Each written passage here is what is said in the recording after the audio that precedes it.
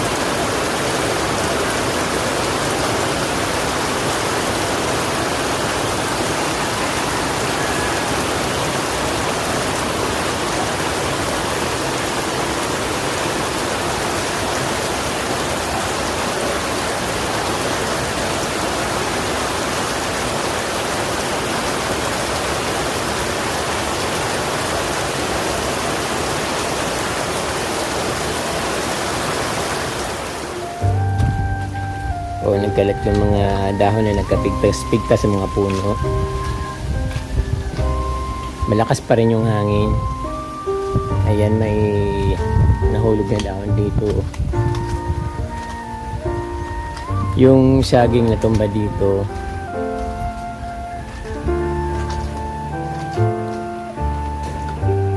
No, pwede na sigurong kunin to pero masyado pang bata. Asaka na lang siguro.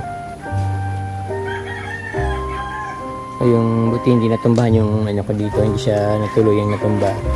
Yung crouton, ayun, mga halaman ko dito. Ano kaya ito? Bakit nagkaganito? Bakit may ganito dito? Saan ito galing?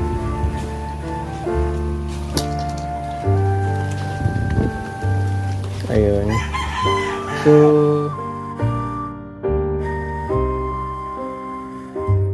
hindi naman masyadong malala yung pinsala sa mga halaman ng malakas na hangin.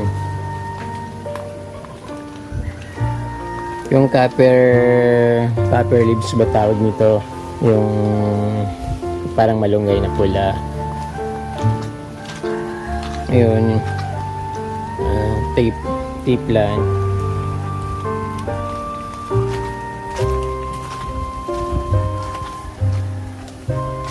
Parang sinabunutan yung ano ko dito, ang mga halaman. Yung ano ko, bigonya, malalambot naman kasi bigonya, so expected na ganun. Ganun talaga. So dito sa ano ko, wala naman yung ano dito. Medyo na naipasok ko kasing ibang bigonya, ay yung naipasok ko yung ibang bromeliad ko dito. Bago lang ako nagkukulik ng bromeliads kasi ano, pinasok ko yung iba kasi alam ko magaan yung ano, parang styrofoam lang yung ano, yung bigat ng bromeliads, kaya pinasok ko yung iba. Yung dito yung lash ko na ano, golden photos na baklas at tumama sa ano ng melaloni. So yung melaloni hindi naman masyadong ano kasi wala siyang talbos, nagtatalbos pa lang siya. Hindi ko siya ipinasok yung melaloni ko kasi meron siyang ugat. Sabi ko hayaan ko na lang dito at wala na rin kasing space doon sa loob. Yung mga nakabiting kong orchids dito, wala naman nalaglag. Tapos yung Picasso na ano, Epicia na Picasso, wala rin ano nabawas. Ayan.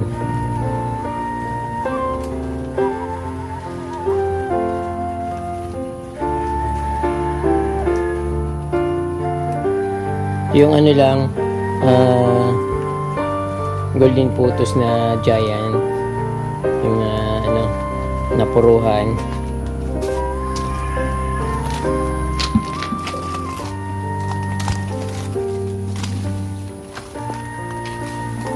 Then dito nahulog yung ano ko dito, Epicia.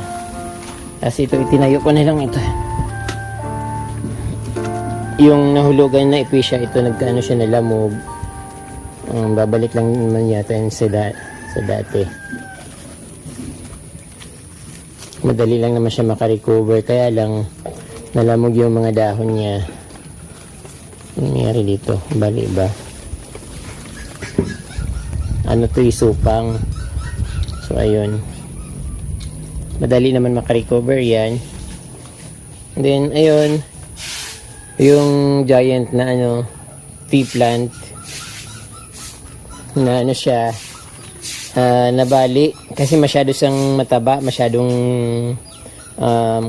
mabigat yung katawan niya. Hindi naman siya nabali, kundi parang siya, parang nabaluktot. Ayun. Then maraming natumba. Yung ibang mga halaman at yung nasa paso natumba. Ay, yung kaisa-isa kong yucca plant na variegated dito from yung yucca plant na binigay sa akin ni Sir Tony na taga-Alabang. Then pink syngonium. Ayun, maraming yung umbrella palm ko natumba, so ilipat ko na lang siya ng ibang location kasi hindi siya maganda dyan. Then maraming natumba rin, yung mga nabaluktot na mga maliliit na puno.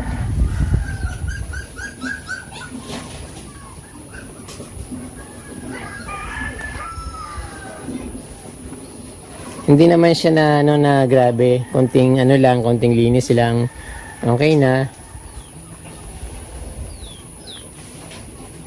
Pero yung basang-basa yung dingding ng kawayan. So hindi pa tapos yung bagyo Kapromdi kasi alam ko alas 8 maglalandfall, wala pang 8. So nagsimula yung malakas na hangin ng mga 3:30, mga ganun. Kasi binabantayan ko kung baka maglandfall kasi natatakot ako dito sa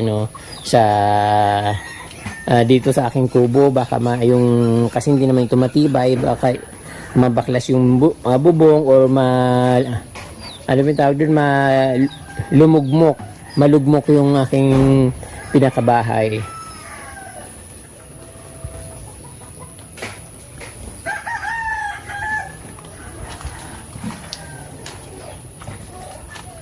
Marami rin natumba.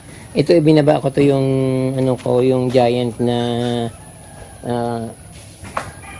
ferns kasi sigurado mapipigtas siya sa lakas ng hangin.